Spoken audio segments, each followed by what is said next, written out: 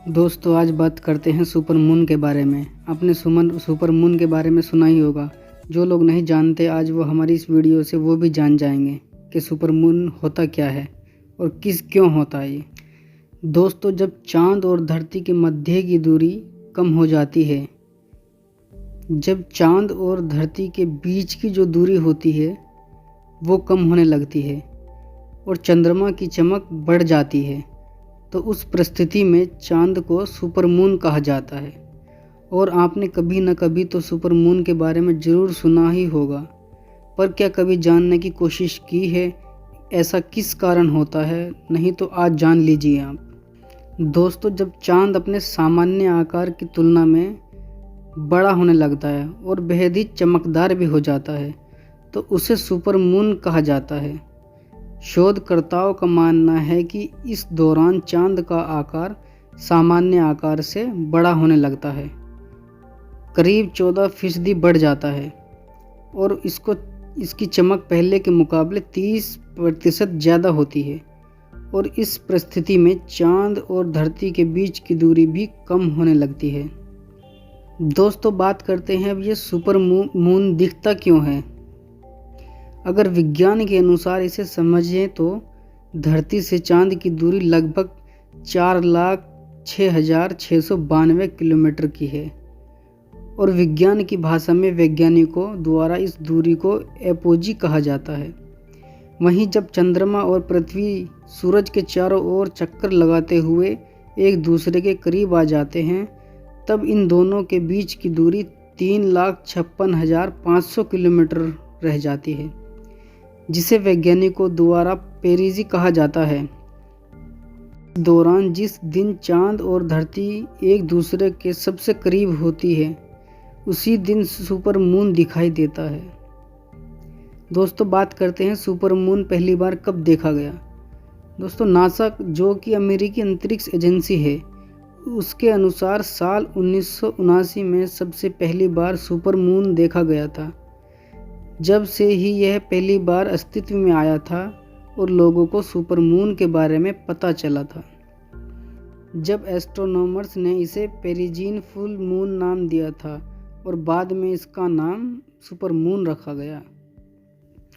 दोस्तों बात करते हैं सुपर मून कैसे देख सकते हैं हम। दोस्तों अगर ग्रहण को छोड़ दें और तो दूसरे मून पूर्णिमा के दिन दिखने वाले एक सामान्य चांद की तरह ही होता है।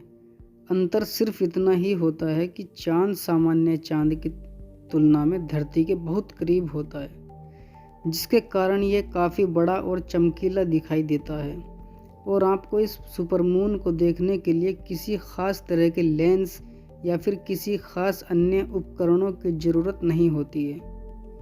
इस चांद को आप अपने घर की बालकनी या छत से बहुत आसानी से देख सकते हैं।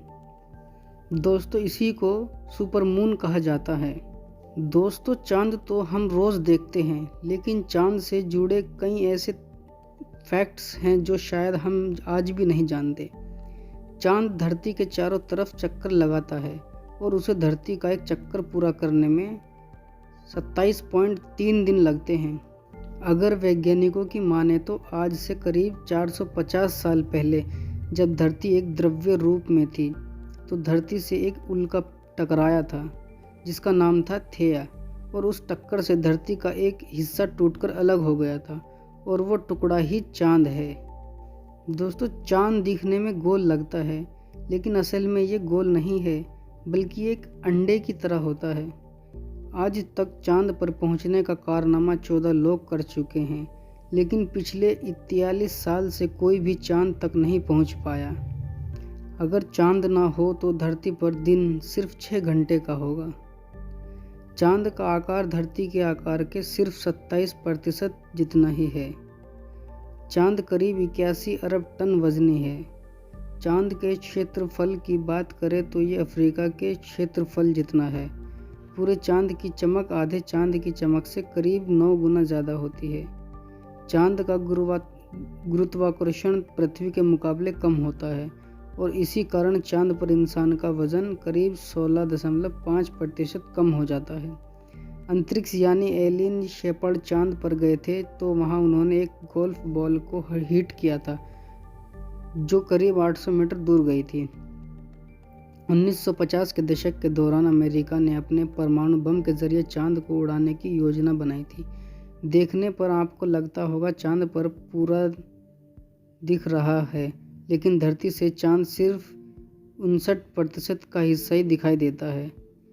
चांद जब धरती के चक्कर लगाता है तो उसका सिर्फ एक तरफ का हिस्सा ही दिखता है और इसी कारण चांद का दूसरा हिस्सा आज तक कोई इंसान नहीं देख पाया। नील आर्मस्ट्रॉन्ग चांद पर कदम रखने वाले पहले इंसान थे और उनके पैरों के निशान आज भी चांद की ज़मीन पर मौजूद है। कहा जाता है कि उनके पैरों के ये निशान अगले कई सालों तक भी नहीं मिटेंगे, क्योंकि चांद पर हवा नहीं है जो उसे नष्ट कर सके। भारत हमेशा से कहता रहा है चांद पर पानी की संभावना है, लेकिन किसी ने ये बात नहीं मानी और आखिरकार भारत वो पहला देश बना जिसने चांद पर पानी की खोज की। जब धरती पर चंद्र ग्रहण लगता है तो उस समय चांद पर सूर्य ग्रहण होता है। चंद्रमा पर दिन में करीब 180 डिग्री सेल्सियस तापमान होता है, जबकि रात के समय वहाँ का तापमान 153 डिग्री सेल्सियस हो जाता है।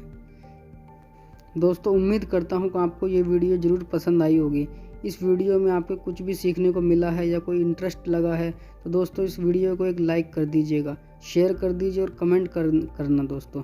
और जो चैनल पर नए हैं वो हमारे चैनल को सब्सक्राइब करें, बेल आइकन को दबाएं ताकि हमारी आने वाली वीडियो का नोटिफिकेशन आपको मिल सके। दोस्तों आज के लिए बस इतना ही, मिलेंगे फिर अगली वीडियो में नए टॉपिक के साथ।